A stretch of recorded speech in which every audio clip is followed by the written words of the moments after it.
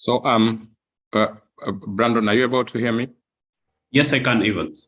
Very good.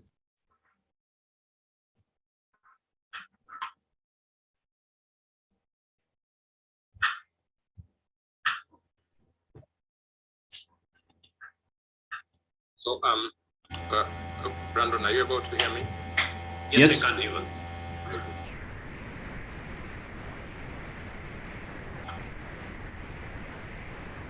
Brandon, if you're ready, we can start. You let me know, you cue me so that we get started, because I'm having a technicality. Are you able to hear me? Yes, I can, Evans. Evans, we can start. We are now live.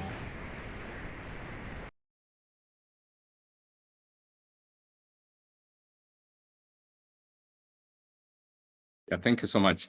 I can feel an echo. I don't know if you feel the same, but let me get started and we see how this goes. And if it persists, then I'll just go out and come back. But for now, we can get started with this session. So first of all, it's unfortunate you can't see my face. I'll see at some point if it will be possible towards the end for you to see my face. But to get us started, I wanted to say that I'm personally very excited to be here.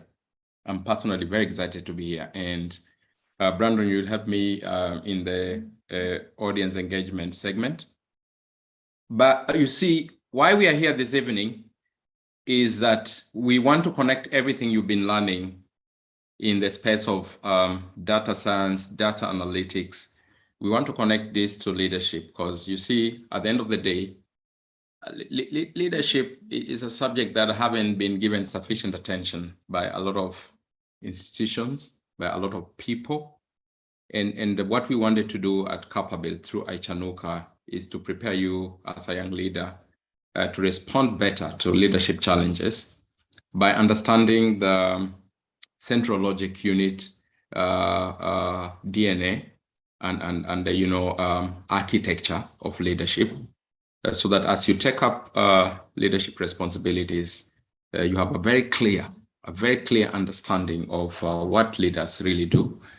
And above that, you're going to be able to not only exhibit a disciplined mindset, but you are also going to be viewed in society as a person who creates value.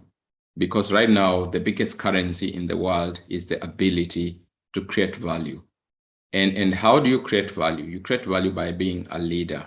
And we'll look at some of the things that leaders do. And we'll do so by providing you with practical definition of leadership. Now, I know that the team from Capable, Brandon Calvins, Grace Alusa, I think with Simon Mwachi, I think they've done a brilliant job in the previous classes to take you through discussions around the fourth industrial revolution, the impact data analytics is having on how organizations make decisions and strategic choices, how data analytics or data is becoming the new gold.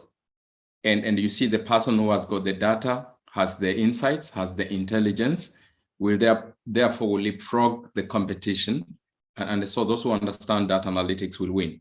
And you see, leapfrogging and winning or influencing results is the primary responsibility of leaders to influence results. And so we'll try to make that connection by telling each other or asking each other, so exactly in this era in which we live. In fact, while we are talking about the fourth industrial revolution, I think you're aware that the fifth industrial revolution is long. And in so doing, we are simply reshaping how organizations are led, how value is created, how innovation happens, how entrepreneurship is practiced.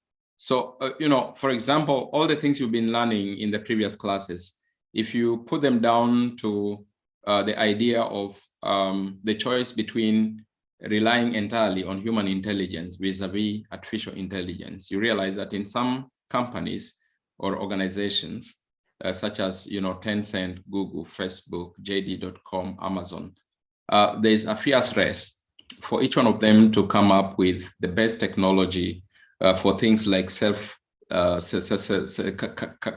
independent car or selfless driving. We have got technology they're developing that is helping to produce the best diagnostics or diagnosis of illnesses. For example, actually, artificial intelligence in the year 2021 was able to diagnose pneumonia from chest x-rays better than the most experienced radiologists. And so the question becomes, if AI is going to take up the job of the radiologist, what should the radiologist do? Because people are saying that if your skills might be taken away, then you need to retrain for a new skill that is in demand. So the radiologist might say, all right, so let me train to become a creative artist or a musician. But then what I'll tell you is that just 2 years ago, AI was able to compose some of the basic classic music. And when they invited music professors to confirm which set of music had been done by human beings, they say that all the songs had actually been done by human beings. And when they did the ranking, the songs that stood out were the ones that had been actually composed by artificial intelligence. So anyone who was telling you that actually in the creative art scene, actually AI will not penetrate, actually whoever said that is actually behind schedule, because AI is already producing the best pieces of art. And maybe you are aware of 3D printing and all of these things. Then the question becomes, the number of graduates coming out of university is increasing every year, actually at almost an exponential rate. So for instance, in Kenya, COVID pushed some parents to withdraw from taking their kids to university. Many have now gone to technical institutes. But the question is, what kind of things are they being taught in those colleges? What kind of preparedness for the future are they being taught in the universities? The CEO of JD.com, Mr. Richard Liu, said 2 years ago that the pace and actually the speed of innovation and the number of innovations that we will see in the next 10 years will be more than what we have witnessed over the last 100 years. In short, what he was trying to say is that disruption, innovation will happen faster as we go into the future than it has happened in the past. So if you feel that right now we are being disrupted, then you need to expect that the disruption will happen more often, faster, and it could even be more disastrous if you do not prepare for it. I'll give you an example of how AI and machine learning is actually reshaping how the world works. If you go online and try to Google some stories about what happens at the JD.com plant in Shanghai, China, you'll find that JD.com, a company that competes with Alibaba in shipping goods across the world, competes with Amazon. At JD.com, what they've done is that they have a complex and they're able to ship roughly 300,000 parcels every day. And when you go to their office complex or where they work from, you'll find that actually something very unique is that they don't even have a parking for their staff. Why? Because they only have 4 employees on duty every day. And those employees, their job is just to check that the robots are working properly. And the question becomes, how are you able to ship 300,000 parcels daily without more than 4 human beings in charge of the affairs of your organization? How can that happen? And remember, it is said that at night, they even switch off the lights. They save power because robots don't even need to see. They just do the work, right? Think about that. The other thing I wanted to share is that if you have accountants in this class for leadership, I wanted to ask the accountants to think about their role, because accountants like talking about the accounting equation. They like talking about double entry, how assets and liabilities behave when they increase or reduce, how you need to post in the ledgers, name it. But did you know that all of you right now, if you wanted to buy a book from Amazon, all you need to do is swipe your credit or debit card. And once the amount is charged, the P&L at Amazon reflects immediately that they have generated revenue, and it's credited to the revenue section of their P&L, or the trial balance for that matter. And simultaneously, any payments they need to make to the supplier of the book, maybe it's Textbook Center, maybe 30% of the amount you pay goes to the provider of the book. That is immediately posted in the expense section, debited as an expense immediately. An additional expense might be the transportation cost by DHL, which is again charged immediately. In just an hour or less, if they click a button, they'll be able to generate their trial balance without the intervention of an accountant. I'm providing this background to help you rethink how you are thinking, because they say that when we innovate, we need to innovate how we innovate. We need to rethink how we think. We need to reimagine how we imagine.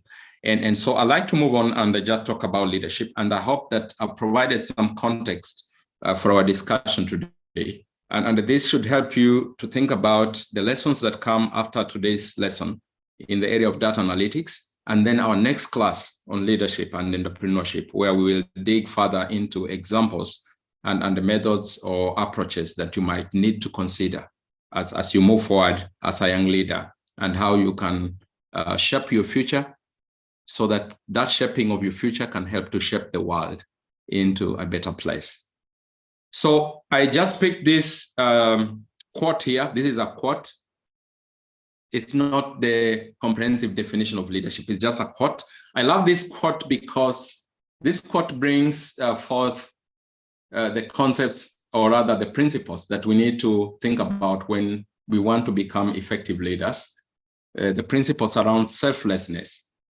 The need to be selfless. It's not about you. It has to be about the people you're leading.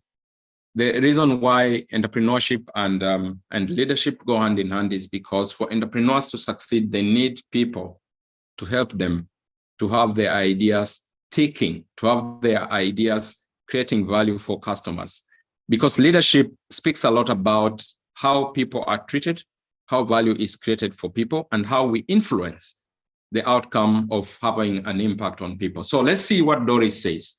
And just for your information, if you don't know Doris, Doris is a historian. She's an old historian, an American historian, and she has written so many books. If you go on YouTube, you can listen to some of her pieces of advice on leadership. She was very influential on Barack Obama, the first Black president of the United States of America. And Obama has quoted Doris severally.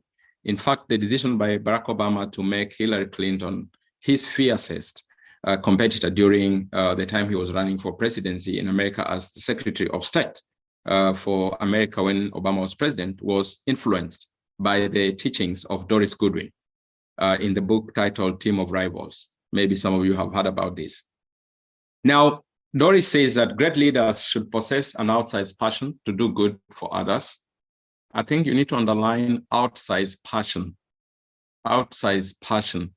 This has something to do with being selfless. Being selfish is not a good thing. In fact, even the 10 commandments for the Christians in this room and even Muslims actually follow the Old Testament. I think selflessness is something that's very important. And I think even the Quran teaches about being selfless and doing things, you know, to benefit other people. So you need to have an outsized passion to do good for others and believe that greatness, if you really want to be great, please listen to this. If you really want to be great, greatness will be measured by the capacity to exceed simple self-interest. I find this quote from Doris very powerful. I don't know if anyone else here feels the same, but it's a quote that I've always relied on to just demonstrate the fact that if you are going to call yourself a leader at whatever level, and we look at the levels of leadership shortly, you need to demonstrate the selflessness that has been articulated in this quote from Doris Goodwin. So let's talk briefly about leadership. And Brandon, if I'm breaking, you need to draw my attention to that fact. I wonder so far how we are doing. You're very clear, Evans. Thank you so much. Yeah.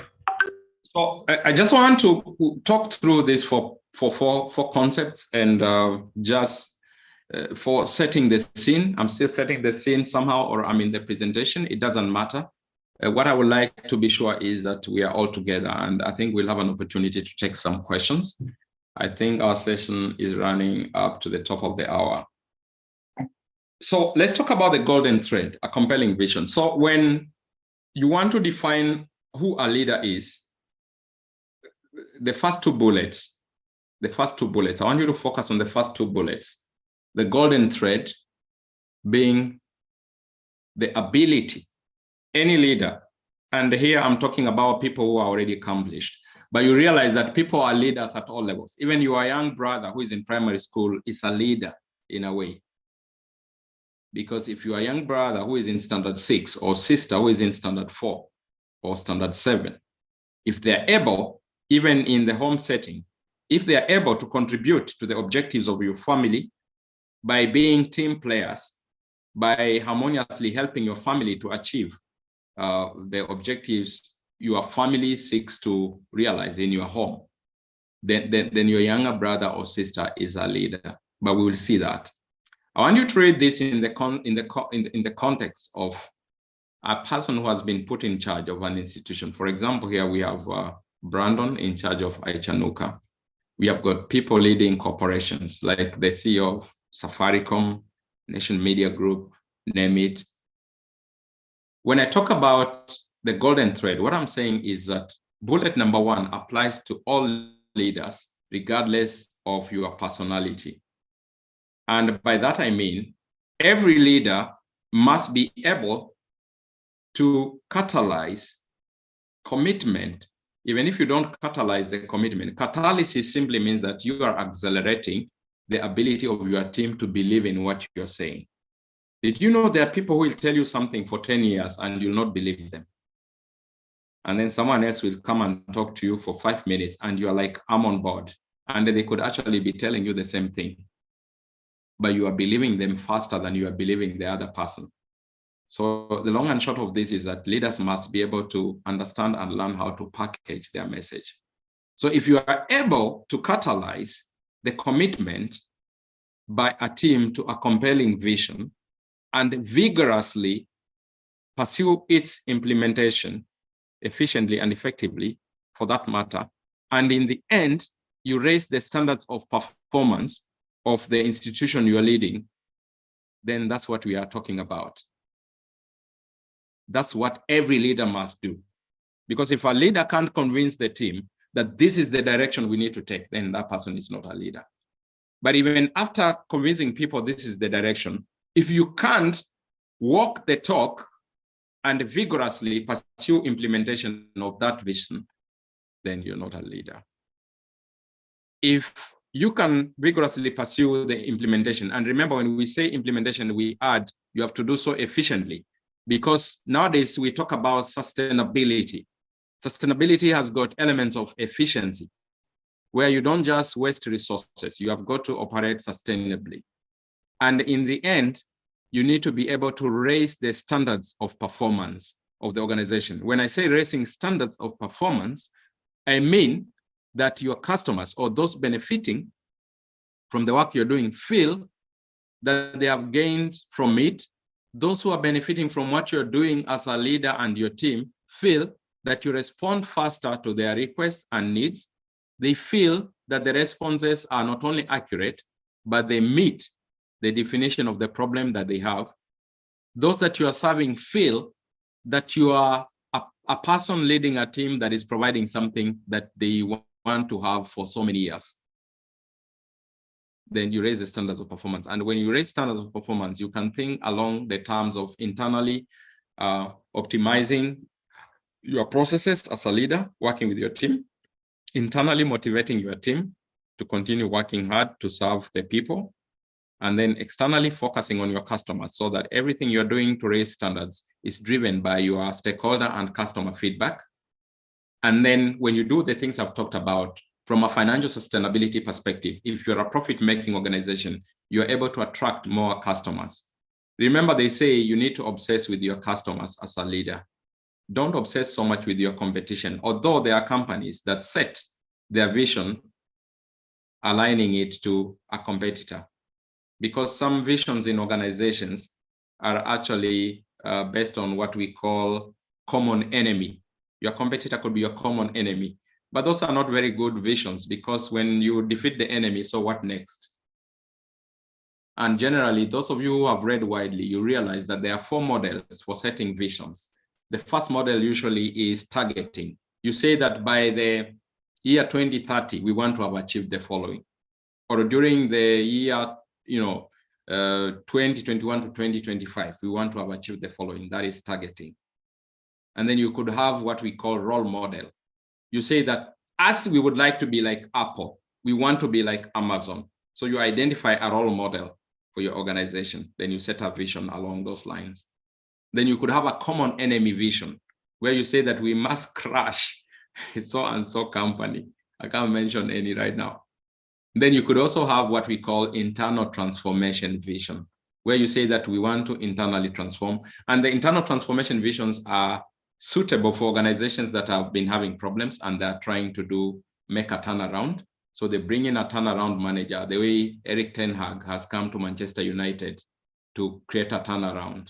So the first thing Erik ten Hag will do, and for the Man U fans who are here, I believe you are very happy, is that he is working on internal transformation of Manchester United. And that is a good vision for Manchester United because they have been in shambles, among the #1 supporters of Man U. So I'm a bit happy right now.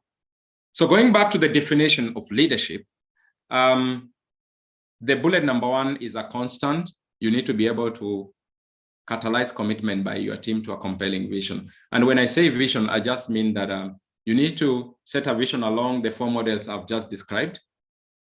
But good visions usually are driven by #1, you need to have very clear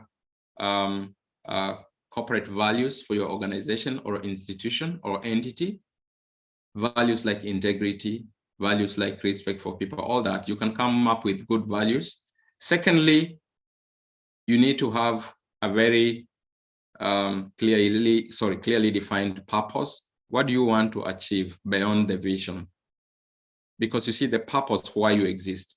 Do you want to be an agent for socio-economic transformation? Do you want your purpose to be bettering people's lives? And then thirdly, you need to have a mission. And the other word for mission, and I described for you the 4 models for mission statements. As a leader, you need to decide, do you just want to have a regular mission statement, or you want to have something that can really inspire your team? What we call a big, hairy, audacious goal. You need to come up with a big, hairy, audacious goal that even scares you. In fact, guys who led successful companies, like the guy who turned around IBM, Mr. Louis Gesner, and people like Steve Jobs, they say that if you set a goal that doesn't scare you, a guy like Elon Musk does some things that are impossible. Those of you who have read Elon Musk's story, you may have heard that this guy, he told one of his team leaders to produce a part for SpaceX. SpaceX normally takes rockets to space. A part that costs $120,000 US. That's roughly about 13 million Kenya shillings. He told him, I want you to produce this part at a cost of only $5,000 US. Something costing 13 million to be produced at only 500,000 Kenya shillings. And what this guy did is that he ended up producing the part at a cost of $3,900 US. I mean, that's scary, yeah? How do you even do that? That means these guys think, these guys imagine. How do we get to that level of imagination and thinking? Looking at that example I just gave you. Because we don't have time, I think we'll have a chance in future to dig deeper into these issues. I want to go to bullet #2 and say that we have what we call style and personality. While every leader must have a compelling vision and vigorously pursue its implementation efficiently, sustainably, thereby raising the standards of performance, people are different. So you have personalities of leaders who are introverted. Some leaders even look shy. Some are not charismatic. Others are bombastic, like the outgoing, Prime Minister of the UK, Mr. Boris Johnson. I know you're recording, but it is true. The guy is really bombastic. I've been trying to understand his background. Even when he's being told to resign and they vote for him to go out, he's confident and happy. He's not moved. So I don't know where he gets his guts from. So personalities differ. So you have got these, people have different styles and that kind of thing. So even in this class, we have people who are introverted. They don't say much, but they produce quality work. They can convince people. They are firm and focused, right? So I want you to remember the first two bullets. But even if you forget, we can repeat this class in the next lesson. If there is enough public demand for this, then we'll request Brandon that we do a repeat for this if you really end up liking this class by the time we are done. Then bullet number 3, there's a connection. I talked about this entrepreneurship. The entrepreneurship by definition simply is a system of thinking. Entrepreneurship is a system of thinking for creating solutions for problems. And when we create those solutions for problems, we are actually creating value. And when we create that value, entrepreneurs will charge you a fee to enjoy the value they have created for you. And when they charge the fee, they may calculate the fee such that they make a profit. And the money they make, they use it to invest back in the entrepreneurial system or production line. So I'll define for you entrepreneurship one more time. And this definition I'm giving you, I don't think this is how they define entrepreneurship for you at the university. Some people even think that entrepreneurship is registering a business with the register of companies. It's not. In fact, you'll find companies that have employed individuals who are entrepreneurs. These people don't even own a business. They've never registered a company, but they are entrepreneurs because of how they think. And a system is something that brings different components together. And for entrepreneurship, in terms of a system of thinking, you've got to be a serial innovator. You've got to be somebody who sees problems that can be solved and look at those problems as opportunities. For instance, they say that Elon Musk is a problem-oriented entrepreneur, while we have got some other entrepreneurs who are solution-oriented. And you'll see that some of the problems that Musk tried to solve are actually beyond imagination. For instance, when he started developing the clean energy cars, a lot of people are not thinking about that. Right now, the climate crisis is getting to what I will call fever pitch level. You see people are dying in Europe because of climate change. And the thing is that those of you who have been following the news, you'll start appreciating the work that investors like Elon Musk have done in investing in clean energy cars. Because if we cut down on reliance on fossil fuels and coal, then we'll cut back on pollution. And when we cut back on pollution, then we'll be realizing what we call the net zero targets, if not what we call the carbon neutrality, which is essential for the survival of the human race. If we carry on at the pace at which we are, then I think the human race will be eliminated from the planet Earth by global warming, because already people are dying. People are being,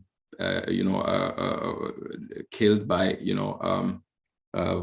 fires. There are fires that have been, triggered by extensive heat in Europe. And I think entrepreneurs need to think about this. So having defined entrepreneurship, and maybe in the next class, I might ask you, what is the definition of entrepreneurship? You need to know that because entrepreneurs influence results, entrepreneurs commit to a compelling vision, even if they do so individually. Because there are entrepreneurs sometimes that have got to be lone rangers. Other people just join the train later on, years later. That's when we start believing. And being an entrepreneur can be a very lonely journey. I don't know how many people here are willing to look mad, to look like you have lost your mind. Because, when Elon Musk said that he's going to list Tesla on the New York Stock Exchange, there are those smart guys known as the investment analysts that laughed off his idea. But right now, I think those so-called investment analysts are embarrassed. They're embarrassed because I want you to know that in this room, in this class, there are people in this class today who can see 20 years from now what might happen in the world and the type of solutions that we need to be creating. Then there are people in this class tonight who can only see tomorrow. And then there are people in this class who can see next week. So if you bring a person whose vision only reaches tomorrow and a person whose vision only reaches next week, and a person whose vision can go as far as 20 years from now, it's very difficult for them to have a conversation because there'll be a clash. The guys of next week will want to cut down the guy of 20 years and tell him that you are ridiculous, you are silly. We will talk about another idea in the next class about how entrepreneurs go about achieving empirical validation of their ideas that they see working 20, 50 years from now. And that's a very important step in the entrepreneurship journey. So the point I want to make in bullet 3 that being an entrepreneur and practicing entrepreneurship, and I've defined entrepreneurship as a system of thinking for creating solutions that create value for society and monetizing those solutions and charging a fee that earns a profit that is reinvested back in the entrepreneurship system. Entrepreneurship is a form of leadership. And so entrepreneurs are examples of leaders. One of the objectives of iChanuka is to create entrepreneurs. And when we create enough entrepreneurs through iChanuka, in fact, in this iChanuka for Kenya, maybe we just need to create only 2 or 3 Steve Jobs, and we are good. Then they'll get everyone else moving, because you don't have to have everyone. If we can have senior entrepreneurs and then those who are assisting them, I think the world will be a better place. I want to talk about disciplined action as an important credential for leaders. And disciplined action simply means that you need to be aware of your responsibilities, and you need then to take care or take action on those responsibilities. They say that it is more important to do something than to just say. There are people who are very good with talk shops. They can talk from morning to evening about ideas, but they'll never implement in 10 years. Such people, I think, they're not very helpful. It is more important to be able to have what we call disciplined action, meaning you are consistently and religiously remaining faithful to the need to act on your responsibilities. Your responsibilities could be that you need to observe ethical behavior. Your responsibilities could be that you need to deliver on the agreed work targets and timelines. Your responsibilities could be that you need to be respectful of your team members and colleagues. Your responsibilities could be that you need to seek the team's views, even if you don't agree with them. There's so many responsibilities you have as a leader. And most importantly, as a leader, you need to act on the things that you say you will act on. You should not be preaching water and drinking wine. And having said this, I think disciplined action is linked to other concepts around leadership, such as productive paranoia and empirical creativity. And I think we'll handle this in the subsequent sessions. The most important thing from this slide for me is that I want you to take into account the fact that iChanuka intends to develop amazing young leaders for Kenya and the African continent, because if we are going to transform Africa through the 7 aspirations of Agenda 2063, combined with the recently signed and which is in effect the Africa Continental Free Trade Area, where we are looking at free trade area in goods and the free trade area for services, then we also need to simultaneously develop amazing leaders. And as you know, the new education system in Kenya, the competency-based system, it teaches kids without even realizing how to think as solution providers. Really, it's a form of entrepreneurship. And the connection that iChanuka brings is that we get you to these sessions, and we ask you, what were you learning at the university in the lecture that took place last week? And how is that useful? And how can you turn that lesson that you picked from your lecturer into value for society? Those are the types of discussions we are going to have here, so that everything that we are learning, not necessarily everything, but maybe I think a significant component of what we are learning transforms into value for our society. I want to talk about the levels of leadership, and I'll just touch on this at a high level because I don't want to rush this class. I like attending classes where the people who are listening to me are able to walk away with something. So let me just speak to the levels of leadership at a high level, but I'm going to tackle this in detail in the subsequent class, I think coming up maybe in a month or 2. we normally have these levels because, for instance, when you have just graduated from university and you are recruited to work for a company somewhere in Nairobi or Mombasa or somewhere in Kenya or in Africa, when you join that organization, you have some leadership skills, but your leadership skills are not so well developed because you have not been exposed to so many leadership situations to develop your practical competencies around, leadership responsibilities. Leadership responsibilities are broad. They include everything I've talked about here, including managing people and even sometimes managing cultural diversities, managing political influences, managing, institutional politics and all that. And in talking about levels of leadership, we can agree that when you leave campus, you are at a certain level of leadership. Maybe we can call it leadership level number 1. Then when we bring you through training like the one happening here, and you're a good student, because we have good students, we have not very good students, because we have got a continuum. Today, I was speaking to a colleague of ours at Capable, and I was telling her that sometimes I don't think people listen to me keenly when I speak, because I find that the things I talked about, I'm being asked, how is this done? And yet I already covered that. So when you're not a good student, you don't normally benefit a lot from sessions such as this one. But if you're a good listener who not only listens, but also takes the notes of the key things you hear in such a class, then such a session is going to benefit you. And you look back just in 5 years with a lot of pride and gratitude and say that I'm grateful that I was able to join the iChanuka program. So let me carry on and talk about level 1. Level 1 could be you have joined an organization, you are working there. That company could be Capable. Then we have to sharpen you. Even in your kitchen at home, when you're using your knife, you need to get the file and sharpen it for it to continue cutting your oranges the way you want. So we have to sharpen you. And when we sharpen you through sessions like this one, then you could move to leadership level 2, where your basket of competencies has increased. And you have a bigger repertoire of leadership skills. And then we continue stretching you the way Elon Musk did to that guy who had to produce a part for a rocket at SpaceX at a cost of less than $5,000, yet the non-cost for that part was $120,000 US. We stretch you and put you in difficult environments to produce results, and you move to leadership level number 3. We continue stressing you with stretch goals as a leader, put you on difficult projects, you deliver, you learn.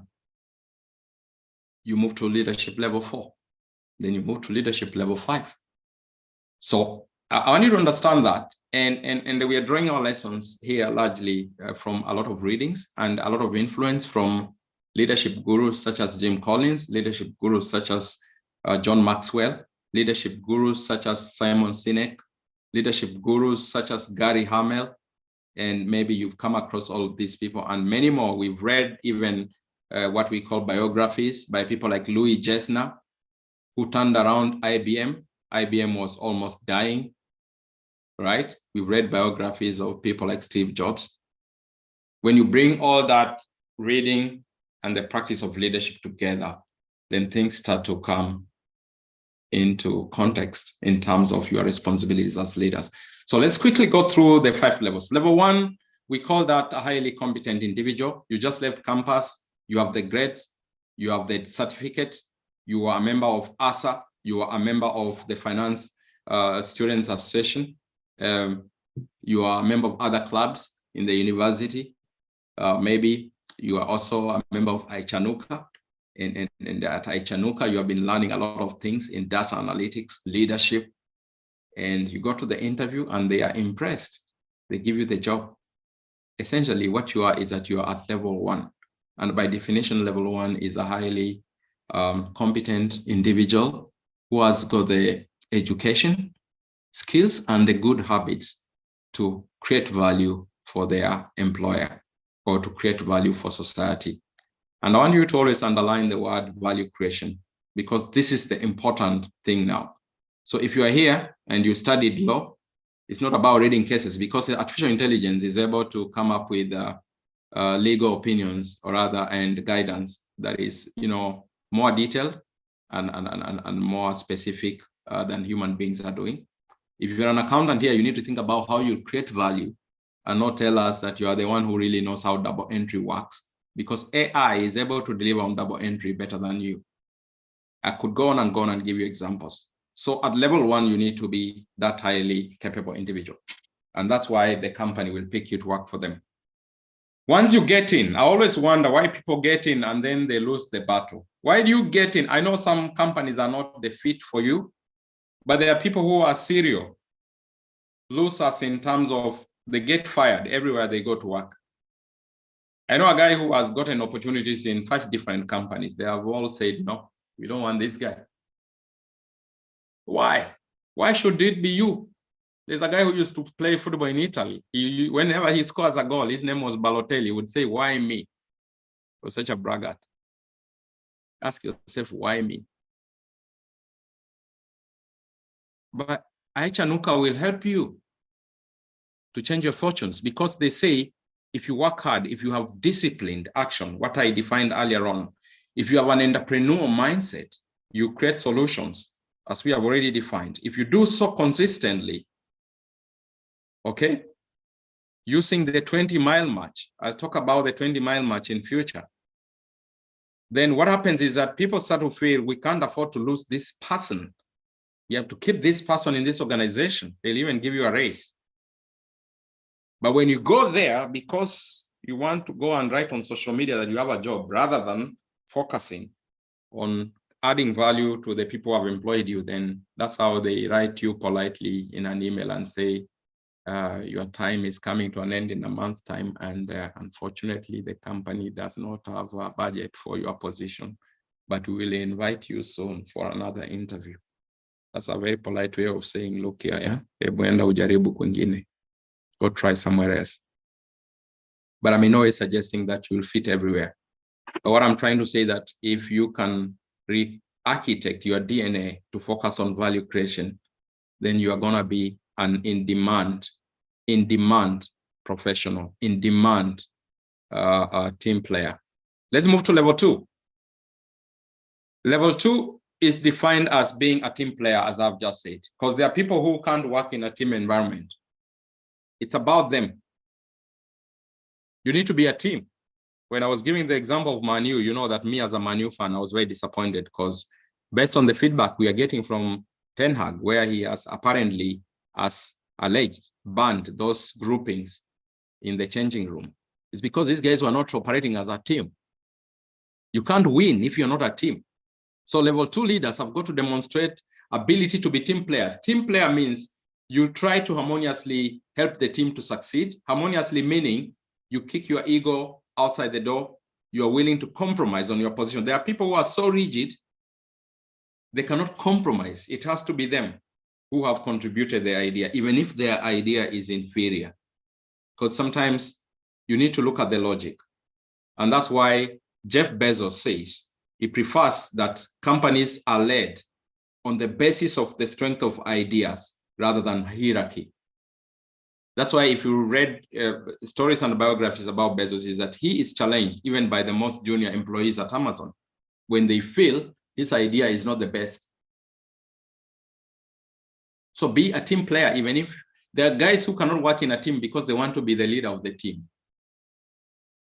They cannot be led. You need to humble yourself and be a team player. We'll give more examples next time. Because of time, let me go to level 3. Level 3, you have got to show the management and coordination skills. In school, if you attended the management class, they taught you about functions of management. Things like hiring, coordination, directing, staffing. I think you can tell me more of those. And by definition, a level 3 leader is a person who is given a project and they are able to coordinate resources, financial and otherwise, human resources and financial and other resources, to efficiently and effectively achieve the predetermined objectives. Again, I'd like us to look at this in detail next time. How many people here have been given a project and they were efficient, they saved resources, the project was on time, they met the deadline. If the deadline could not be met, they communicated on time, and the results were of very high quality. If you are here, you tell me, but there's a skill you develop. You can't get to do this necessarily when you graduate from university. Then we have level 4. Who are level 4 leaders? By definition, level 4 leaders is the leader I defined when I was introducing the golden thread. A level 4 leader is what we call the effective leader. At level 4, you have got to be an effective leader. And by definition, the effective leader is what we said when we were discussing here, the compelling vision. And an effective leader is a person who is able to catalyze commitment by a team to a compelling vision and vigorously pursue its implementation efficiently and effectively, thereby raising the standards of performance. As to what standards of performance are, I think we can have time to define that, because when you say you are raising standards, you have got to show what it is that you have done to claim that the standards have been raised. Is it that the errors in your service have reduced? Is it that the time it takes to serve clients has actually shortened? Is it that you have cut on the cost of producing the items you are supplying or services, so you are more efficient? Is it that you are now more focused on customer feedback? How did you raise standards of performance? That is level 4. And again, based on demand, we can revisit these levels. Finally, level 5. I'll just give you the characteristics of level 5 leaders. And it's hard to come by level 5 leaders. First of all, level 5 leaders are able to combine the paradoxical balance of professional will and personal humility. It's very rare to find successful leaders who understand their subject. They understand leadership. They understand if they are in finance, they're so good. If they're in nature, they're so good. And you find these same people being humble. It's very rare. And the ego is a problem, I think, for majority of the people. And there are people whose situation is such that ego has always stood in their way. And I think on a continuum where we have an extreme on one side of people with serious ego problems, and on the other side, on the right, people who have got fewer problems with ego. Everyone in this room has got some issues with ego. And when you can be really successful as a leader, but simultaneously be humble, then you have succeeded in being a level 5 leader. But then there's more to it, because what level 5 leaders do is that, first of all, they ask themselves who is on the team. Because level 5 leaders don't believe in the traditional theory that says that people are assets. It's not true. People are not just assets. Actually, the right people are assets. You can have people on your team who are dragging the organization or the team backwards. You can have people on your team who are demotivating the rest of the team. You can have team members who are actually a cancer to the organization. Such people, you need to open the door for them to leave. You need to open the door for them to leave, and don't be afraid to do that. You need to have a team that delivers in a progressive and positive way. So level 5 leaders focus on having the right people in the team, because once you have the right people, you don't even worry about the strategy, because the right people will tell you the direction you need to go. Then the other thing level 5 leaders do, other than the paradoxical balance between professional will and humility, and other than being able to bring the right people on the team, level 5 leaders also have a very good understanding of the hedgehog concept. You need to go read about the hedgehog concept. And the hedgehog concept brings together 3 pillars of leadership, where a good leader, and I want you to ask yourself this question, understands what they are most passionate about. What are you most passionate about? And whether that thing you are passionate about is leaning on the right wall. So you can be passionate about smoking a lot of bang. There are people, young people who smoke a lot of cannabis sativa. Yes, that's your passion. But are you climbing a ladder with your cannabis sativa, a ladder that is leaning on the right wall? That's the question. You need to interrogate your passions. There are people who are passionate about cybercrime, stealing from other people in their bank accounts. That is a ladder you are climbing, but is it leaning on the right wall? So you need to think about what you're passionate about. but the ethical leanings of whatever it is that you are passionate about. That's one. Secondly, you need to ask yourself, I'm passionate about this. You need to ask the second question, which is, what can I be the best at in the world, or in Kenya, or in this organization? Is there something that people run to you? You are the guy who is the best at it. But that thing that you are the best at should be something that people need. And finally, the hedgehog concept is asking you the third question, which is, how do you generate revenue? Because you need to be sustainable. For you to do good things, even if you're a charity organization, you need money. How do you generate revenue? How do you make money? The other day, there's a kid in grade 2. On Saturdays, we normally run the kids' money and entrepreneurship program. Some of you who are interested, you can always join that class. The classes are free this Saturday and next Saturday, 30th. So if you have time, join on Saturday at midday. And so we were asking this kid to tell us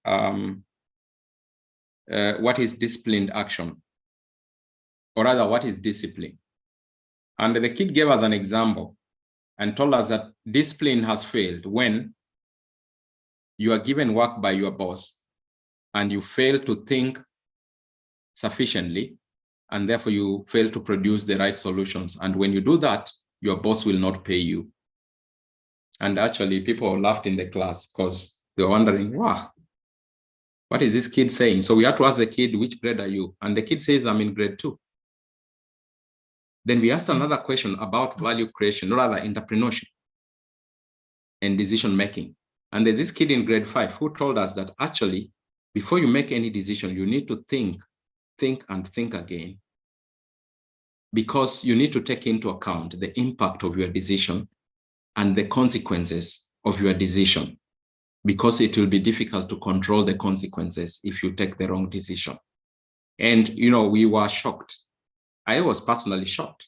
This is a grade 5 kid in the kids' money class producing this type of intelligence. And I said, I wish when I was growing up, somebody could have created kids' money. I would have joined that class if I think my parents were wise enough to register me for it. Let me come back here to the hedgehog concept. Pillar 1, I said you need to know what you're most passionate about. Pillar 2, you need to know what you can be the best at. Number 3, those things you're passionate about, which should be ethical, and what you can be the best at. How does that produce revenue or money so you can continue investing back in those things? If you can combine these things and clarify them, and it might take you a year, 2 or 3 to do what I'm saying, because it's not an easy exercise, then your hedgehog concept will be complete. There's a lot more I'll talk about level 5 leaders, but for today, I'd like to pause there on the 5 levels of leadership. The notes are here. I think they'll be sent to you. Just some lessons from Nelson Mandela. You need to be passionate and persevere, because especially if you are long-term oriented with your innovation, you need to be passionate, otherwise you'll give up. You need to persist and persevere, otherwise you will fail as an entrepreneur. And if you think you want to be a disruptive entrepreneur, then you need patience, passion, and perseverance. Nelson Mandela also says that change will be messy, people will block you, but figure out your way. Steve Jobs was fired from a company he created. He left and the company was dying. Because people realized he was a value creator, they called him back and he saved the organization. So be courageous if you know you're doing the right thing. As a person, learn to forgive, don't hang on to the past. And you need to change yourself from inside. From inside. They say that God looks on the inside, people look on the outside. So if you're doing the good things on the inside, God knows. So keep on doing great things.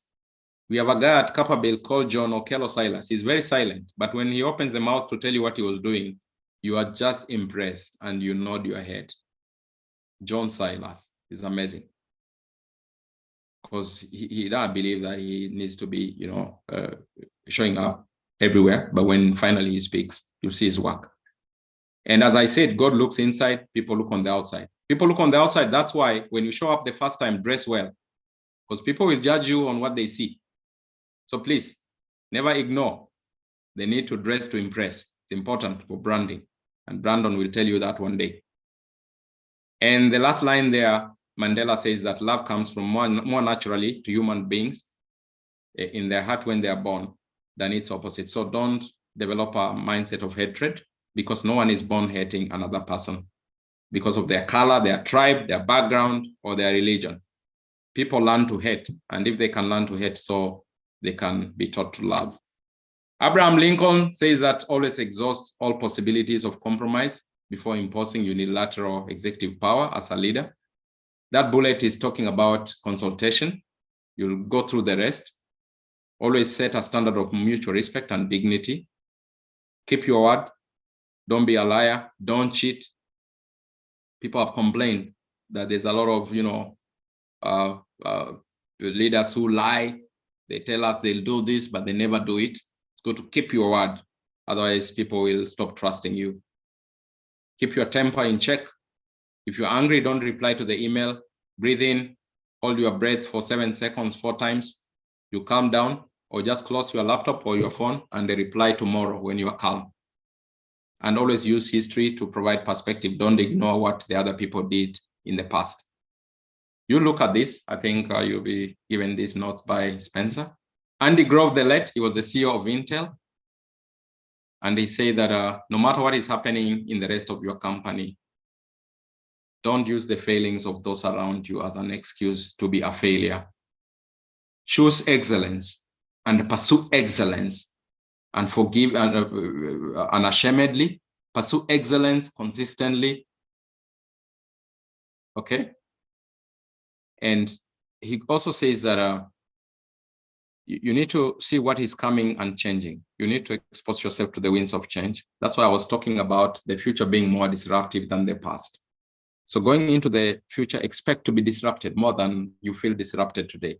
If you're in this class and you feel that there's too much disruption, I wanted you to know that actually there's more disruption on the way.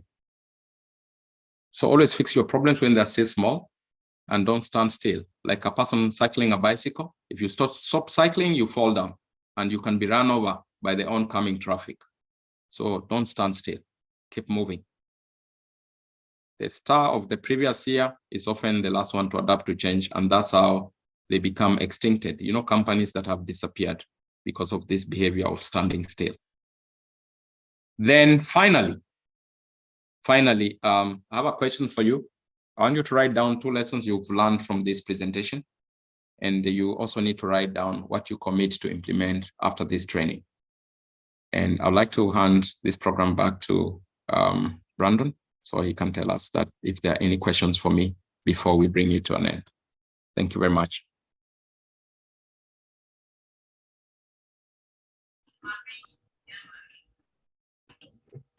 Thank you very much, Evans. That was a very wonderful session from you.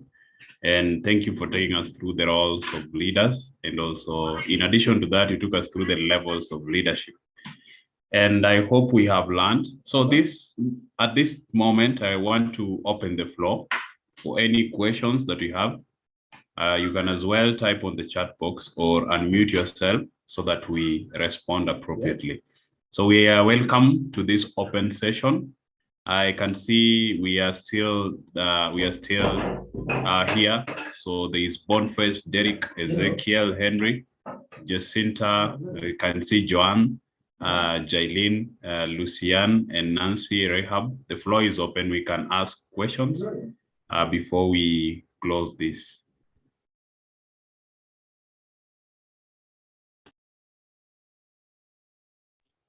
Anyone?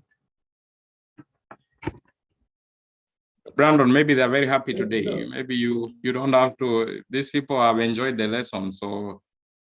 I had a question. Okay. Hi, everyone. Yes, Rehab, you can. Hi. My question was, what should you do as a leader to a team that probably the organization is frustrating? How do you keep your team motivated?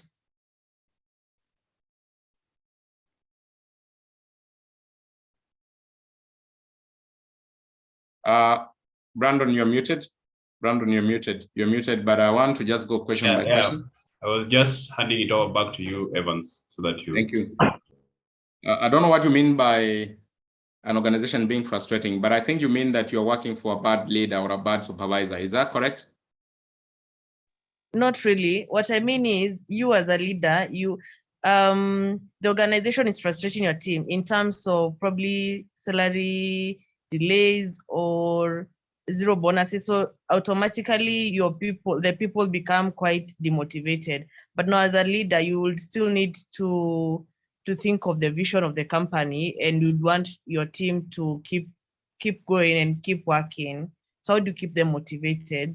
Yes, with the fact that you have a challenging boss. Yeah, what you need to do is that you need to continue demonstrating leadership qualities, but within what I call, for me, practically, it has been to say, you need to start thinking of your exit, because you are not born to suffer leading for some board of directors who are insensitive. And remain true to the principles I've just discussed today, but start looking around. Start looking around. There are organizations that respect top performers. So continue working, but start putting your CV out there simultaneously. I would dare to say that that's the right thing to do. It has happened to me, and I'll not give examples of that. I just feel that owners of organizations, boards need to listen, respect. If you are delivering on the targets, whether it's revenue targets, profitability, I think you need to be given appreciation.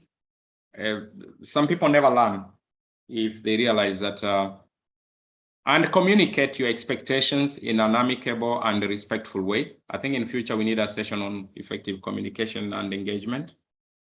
And then when the opportunity comes, you need to go demonstrate at the interview to the other employer that actually you are the person they want to hire. Then you politely submit your resignation. And the only way you can be able to do what I'm saying is if you are a true value creator, because there's a difference between job protection and job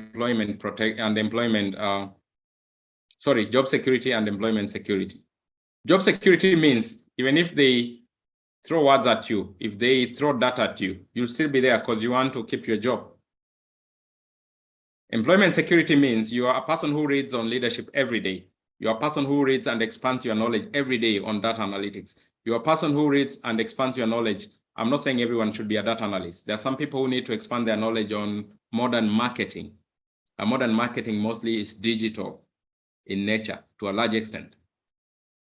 If you continue developing those skills daily, then you become an in-demand performer. That's how you create employment security.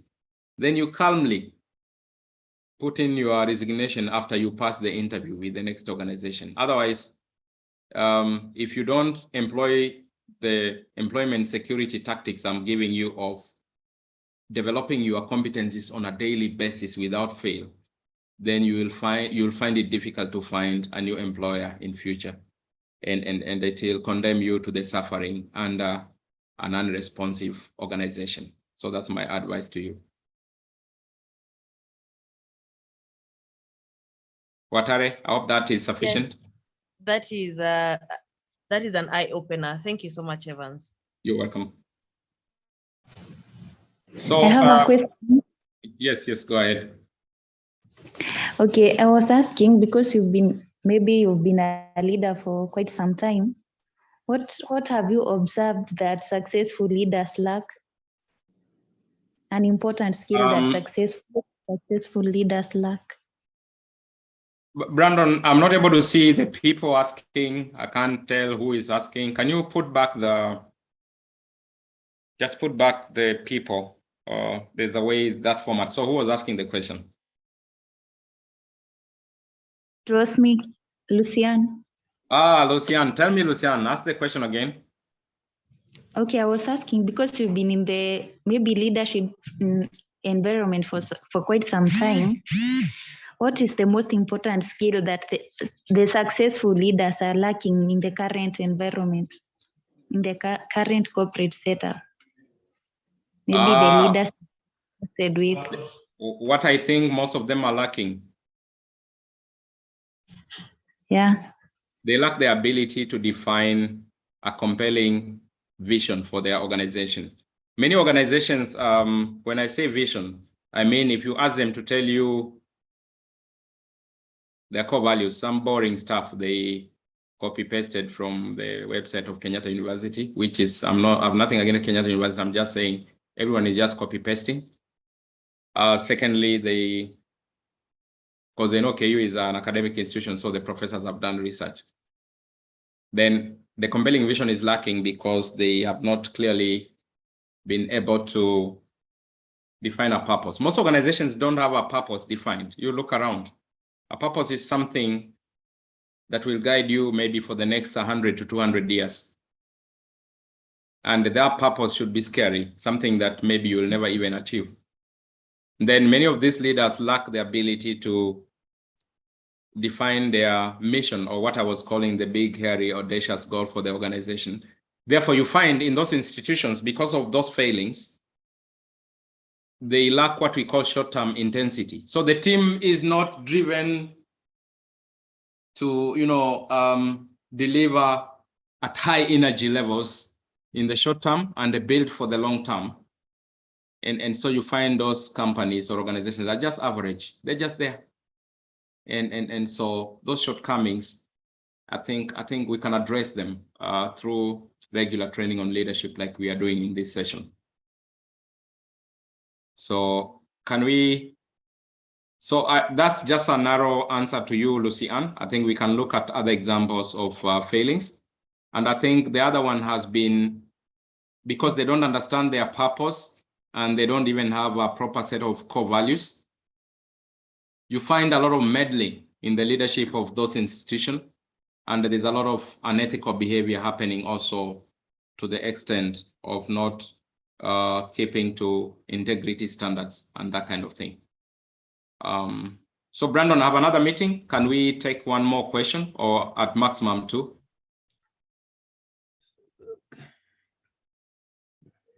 Hello, hi guys. Hi, Boniface. You are very mild in your voice. Can we hear you? Thank you. I hope you're all well. Mine is just to take this opportunity to thank you. I've never been exposed to this kind of meeting, and I can confirm this is one of the best. It is an eye-opener. I've been challenged, and I've taken up the challenge. I want to widen my understanding of the word leadership and entrepreneur. Otherwise, I don't have much just to appreciate. I'm looking forward to another informative session. Otherwise, thank you.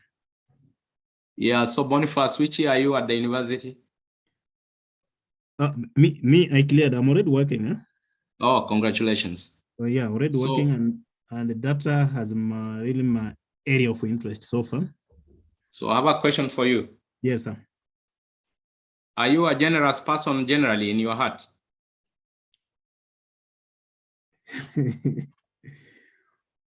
Of course, yes. Let me say yes. Thank you. I see you are being cautious. There's no need for that. So how many friends are you going to tell about this program for leadership?